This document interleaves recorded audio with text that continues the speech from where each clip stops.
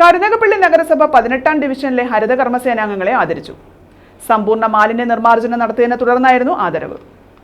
ശുചിത്വ കേരളം പദ്ധതിയുടെ ഭാഗമായി നഗരസഭയിലെ 18ാം ഡിവിഷനിൽ സമ്പൂർണ്ണ മാലിന്യ നിർമ്മാർജ്ജനം നടത്തിയിരുന്നു. ഇതിന്റെ ഭാഗമായാണ് ഹരിതകർമ്മസേന അംഗങ്ങളെ ആദരിച്ചത്.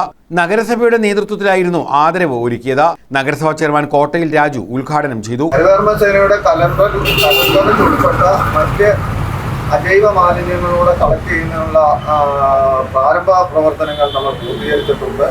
അടുത്ത മാസം തന്നെ ഈ അജൈവ മാലിന്യങ്ങൾ കലണ്ടർ രീതിയിൽ തന്നെ കളക്ട് ചെയ്യുന്നതിനുള്ള പ്രവർത്തനങ്ങൾ ആരംഭിക്കും. അതിന് ക്ലീൻ കേരള കമ്പനിയുമായിട്ടുള്ള ധാരണാപത്രം നിർമ്മിച്ചു കഴിഞ്ഞു. അപ്പോൾ അത്തരത്തിൽ നമ്മുടെ നഗരത്തിലെ മാലിന്യ സംസ്കരണ രംഗത്ത് ഹരിതകർമ്മസേനയുടെ വരവോടുകൂടി വളരെ വിപ്ലവകരമായ മാറ്റങ്ങളാണ് ഉണ്ടായത്.